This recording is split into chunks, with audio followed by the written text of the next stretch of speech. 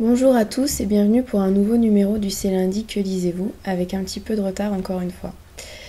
La semaine dernière, je sais plus du tout où je me suis arrêtée, il me semble que j'étais à la moitié du premier tome de la trilogie de Timmy Valentine. Je l'ai fini la semaine dernière, mais en fait je l'ai déjà chroniqué, donc c'est pour ça que je suis un petit peu perdue. Alors, je suis un petit peu déçue par cette lecture, j'en attendais beaucoup, j'avais eu vraiment de très très bons échos. Et en fait, ouais, je sors de cette lecture un petit peu mitigée. Alors pourquoi Parce que j'ai trouvé que 600 pages, c'était long. Il y avait vraiment des passages qui sont inutiles. Ouais, c'est beaucoup de blabla pour finalement pas beaucoup d'action. Donc le côté psychologie des personnages est intéressant, mais on a justement une psychanalyse avec Clara. Il me semble que c'est ça, la psychanalyste du héros, Timmy Valentine. Et ça part dans des délires un peu métaphoriques, il y a un petit côté freudien et tout. Alors au début c'est intéressant, mais au bout d'un moment ça se complique beaucoup et c'est vraiment très flou. C'est beaucoup de blabla, beaucoup de charabia et franchement, alors soit je suis pas assez intelligente pour comprendre ce truc, mais bon apparemment on a été plusieurs pendant la lecture commune à avoir eu du mal avec ces passages-là, donc bon, ça me rassure un petit peu. Mais ouais, j'ai l'impression que l'auteur a voulu faire compliqué pour faire style qu'il savait faire compliqué en fait. Et je trouve pas ça agréable, c'est très artificiel et ça a un petit peu bloqué ma lecture. Voilà. Donc j'ai les 2 tomes suivants dans ma palle, donc je pense que je les lirai quand même. Mais j'en fais pas une priorité, ça viendra un jour peut-être. Voilà. La semaine dernière, j'ai lu le 2e tome de La fille aux licornes de Lénia Major. Et ça m'a beaucoup plu. J'avais beaucoup aimé le premier tome, qui était un petit peu introductif. Et là, en fait, on passe vraiment dans l'action. Et vraiment, je trouve ça très très bien écrit, super sympa. Je pense que c'est vraiment une bonne série pour les jeunes lecteurs ou ceux qui commencent en fantasy. Et pour les lecteurs plus aguerris, ça se lit vraiment très bien. C'est un petit bonbon, une petite... Ouais, un petit bonbon, voilà, ça fait plaisir, c'est super bien écrit. Je trouve que l'héroïne Ascan, c'est une jeune fille adolescente qui vit dans un monde vraiment masculin et elle s'en sort vraiment très bien, on s'attache beaucoup à elle.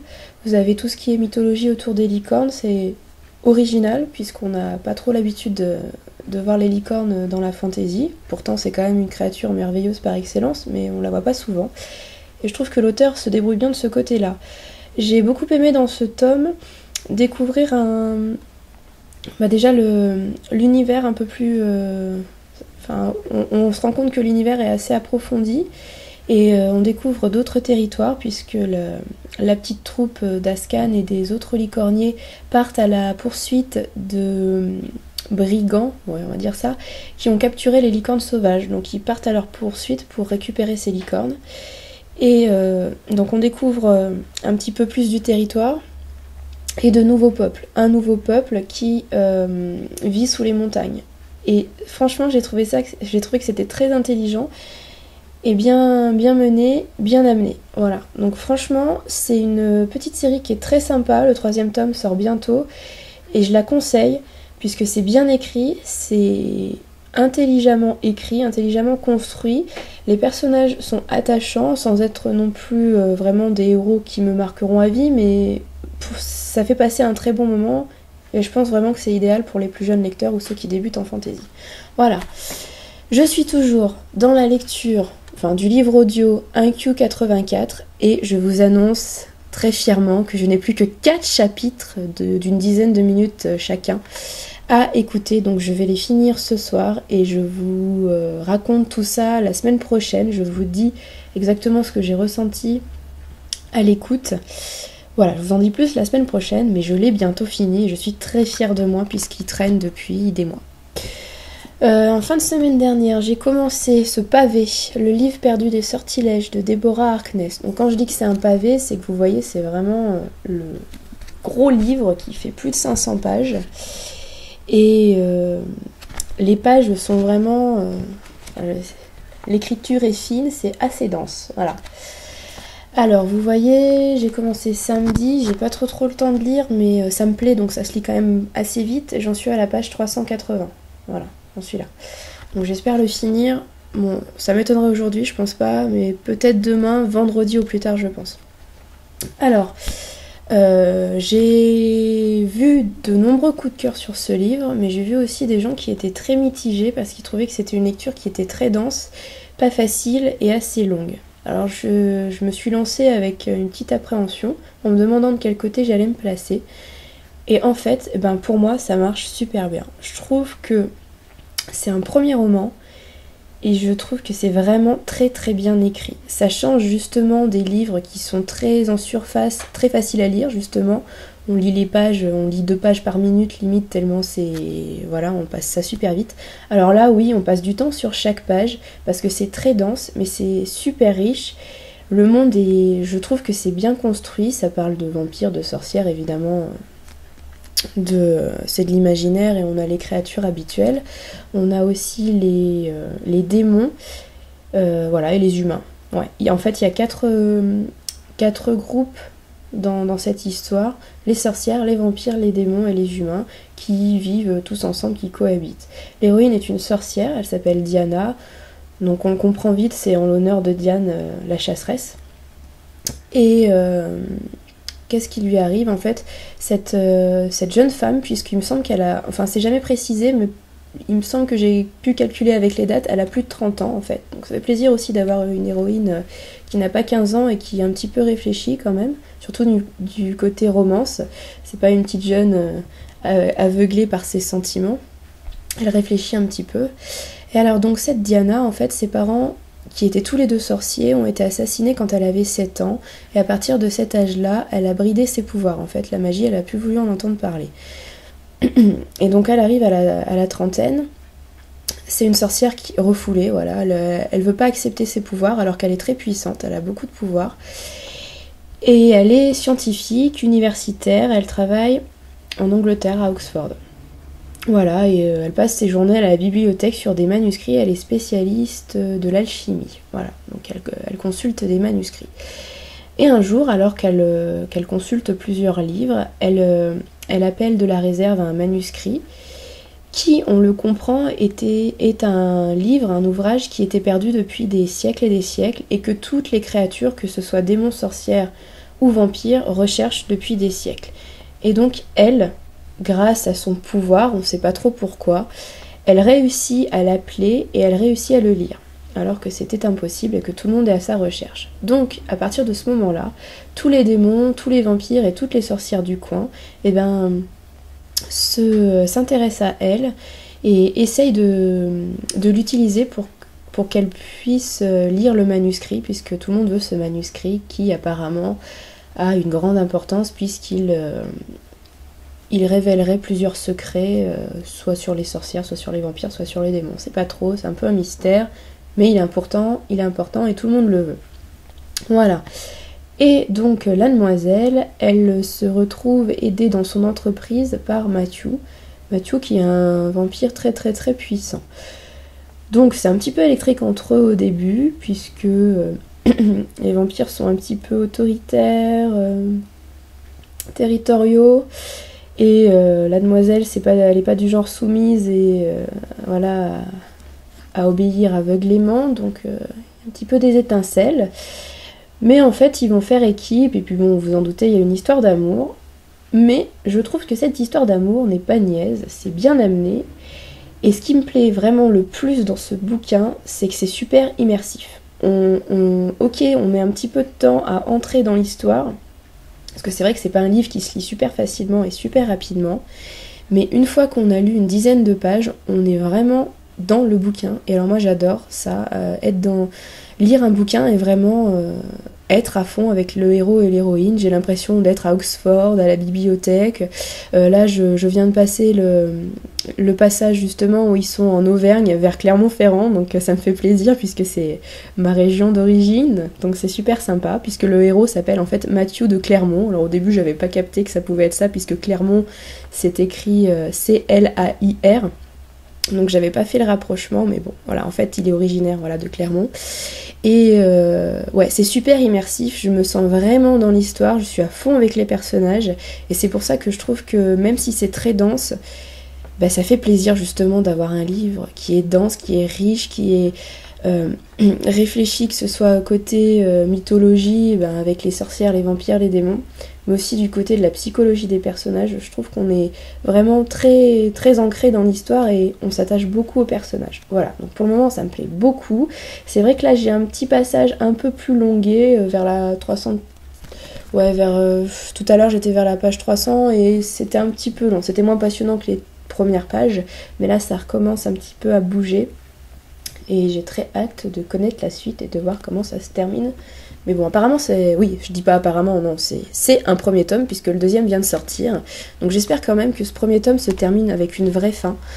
Parce que les séries c'est sympa, mais bon, si je... Enfin, je pense que quand même que je lirai la suite vu que ça me plaît, mais si on peut s'arrêter à la fin d'un tome sans avoir absolument besoin d'acheter et lire la suite tout de suite pour avoir le fin mot de l'histoire, c'est quand même bien. Voilà. Alors, j'ai prévu de lire à la fin de la semaine, je le représente pour la 3e fois au moins, il me semble. C'est le 2e tome de Cabaret, toujours de Gillian Larkin. Ça se passe toujours dans les années 20, et j'espère toujours que ça sera toujours plus approfondi, oui, que le premier tome, qui m'avait plu, mais qui m'avait laissé un petit peu mitigé, puisque je trouvais qu'on restait un petit peu trop en surface. Voilà, j'espère que cette semaine ce sera la bonne, que je le lirai enfin, et que je pourrai vous en parler plus longuement la semaine prochaine. Ensuite, j'ai très envie de lire 2 livres que j'ai achetés dimanche à Octogone. Alors, j'ai fait quelques petites folies à Octogone dimanche, mais les auteurs étaient là, les auteurs étaient sympas, et puis bon, c'est pas tous les jours, donc voilà. Alors, j'ai envie de lire, pour commencer, le premier tome du cycle des âmes déchues, de Stéphane Soutoul, aux éditions du Petit Caveau. Donc, j'aime beaucoup les éditions du Petit Caveau. L'auteur était là pour présenter ce titre-là, et puis le 2e tome qui est déjà sorti, et un recueil de nouvelles qui s'appelle Trouble Son, j'espère que je me trompe pas, et qui est édité chez Rebelle. Donc en fait j'hésitais entre ce premier tome et le recueil de nouvelles. Au début j'étais plus partante sur le recueil de nouvelles, puisque ça m'embêtait de commencer une nouvelle série, mais l'auteur a employé des mots un petit peu magiques pour nous présenter cette trilogie-là. Le 3e tome sort bientôt. Et j'ai craqué, donc voilà, je vais commencer une nouvelle série, c'est pas grave. Alors les mots magiques, c'est quoi? C'est roman fantastique, mais dans la lignée des romans gothiques à la Sheridan Le Fanu. Voilà, alors les romans gothiques vraiment du 19e siècle, c'est un univers qui me plaît beaucoup plus que l'urban fantasy, puisque apparemment son recueil de nouvelles était plus tourné de ce côté-là, vers l'urban fantasy, puisque c'est un genre qui est en vogue en ce moment, et les auteurs français se tournent un petit peu de ce côté-là, puisque c'est ce que demandent les éditeurs, voilà. Et moi, l'urban fantasy, c'est sympa, mais je n'en raffole pas non plus des masses. Et puis bon, de toute façon, les romans fantastiques gothiques m'interpellent beaucoup plus que l'urban fantasy. Donc voilà, c'est pour ça que j'ai craqué pour une nouvelle série. Et c'est pour ça que j'ai très envie de le lire en ce moment. Voilà. Et l'autre livre que j'ai très envie de lire et que j'ai acheté ce dimanche, c'est le premier tome, encore un premier tome d'une série qui sera encore une trilogie. Le premier tome de Filles d'Hécate de Cécile Guillot. Alors, pourquoi j'ai acheté ce livre-là et pourquoi il me fait envie? Alors, parce que ça parle de la Wicca. Et alors la Wicca, c'est une religion, une philosophie, vous l'appelez comme vous voulez, qui me parle. Ça m'intéresse, ça fait partie de ma vie, mais j'ai lu des trucs pour le moment qui ne m'ont pas plu. Donc c'est pour ça, je me dis, une auteure française qui s'attarde un petit peu là-dessus, je suis curieuse, j'ai envie de voir ce que ça donne, j'ai envie de voir comment Cécile Guillot s'attarde sur la Wicca. Voilà, je suis curieuse, ça m'intéresse. La dernière chose que j'ai lue sur le sujet, c'était justement Wicca, le premier tome de la série de Kate Tiernan, que j'avais pas du tout aimé. Vous pouvez voir l'avis sur le blog, je l'avais lu en anglais. Et pourquoi j'avais pas aimé? Parce que je trouvais que l'auteur, qui doit être Wiccan, il me semble, tournait la religion en ridicule pour une Wiccan. Enfin, je trouve que c'est pas rendre service à sa religion. Bon bref, ça m'avait pas plu. Donc je suis curieuse de voir ce qu'une auteure française peut faire de la Wicca. Voilà. Et le dernier truc que j'ai envie de lire, mais c'est pas vraiment un livre, donc je pense que ça sera une petite lecture comme ça pour entre deux. Je vais le commencer ce soir dès que j'aurai terminé le livre audio de Murakami. C'est un petit magazine consacré à Jane Austen. Alors, j'en ai entendu parler il y a très très peu de temps sur le blog d'Alice qui s'appelle Jane Austen is my Wonderland. Ça m'avait vraiment intriguée. Je me suis dit, oh là là, un magazine consacré à Jane Austen, il faut que je teste. Donc en fait, je crois que 5 minutes après avoir vu l'article consacré sur le blog d'Alice, de Mademoiselle Alice, ben, j'ai commandé. Voilà, et je l'ai reçu pas très longtemps après. Je m'attendais à attendre presque un mois, puisque ça vient du centre Jane Austen à Bath, en Angleterre. Je me disais peut-être que ça va mettre longtemps. En fait, non, je l'ai reçu moins d'une semaine après. Voilà, bon, pour le moment, je l'ai juste feuilleté. Je sais pas du tout ce que ça donne. Je sais pas du tout si ça vaut le coup de s'abonner. Mais en tout cas, si ça me plaît, c'est sûr, je vais prendre l'abonnement annuel. Je pense qu'il y a 6 numéros par an. Ça fait à peu près 60 pages. Donc c'est en anglais, hein, forcément. Et ça a l'air assez riche, plutôt diversifié. Donc voilà, j'ai vraiment très très hâte de m'y plonger et je pense que je vais commencer ça ce soir dès que j'ai fini d'écouter le livre audio de Murakami. C'est ma condition en fait. Je me dis tu commenceras le magazine quand tu auras terminé d'écouter le Murakami. C'est pour pas trop m'éparpiller parce que sinon j'aime pas commencer plein de trucs et pas finir. Voilà, donc je vous en parle la semaine prochaine, je pense. Je l'aurais peut-être pas lu en entier puisque c'est pas un magazine, c'est pas comme un livre, on lit pas ça d'une traite, on prend des petits bouts par-ci par-là, mais je vous en parlerai un petit peu déjà la semaine prochaine. Voilà, je vous laisse là. Comme vous voyez, je suis enrhumée, donc ma voix est un petit peu bizarre, mais bon, je l'ai déjà retrouvée. C'est pour ça que j'ai pas pu faire la vidéo lundi, en fait. J'avais une extraction de voix après une journée à travailler, avoir 5 ou 6 groupes d'enfants dans la journée. J'en pouvais plus à la fin, ma gorge me faisait très très mal et oui, j'avais vraiment plus de voix, donc j'ai pas pu tourner la vidéo lundi. Voilà, j'ai attendu aujourd'hui qu'elle soit un petit peu revenue, mais ça doit quand même être assez étrange à écouter. Voilà, je vous souhaite une bonne fin de semaine, je vous dis à lundi prochain, j'espère que j'aurai pas d'extinction de voix, j'espère que j'aurai le temps. On verra, je vous tiens au courant. Bonne semaine et à lundi.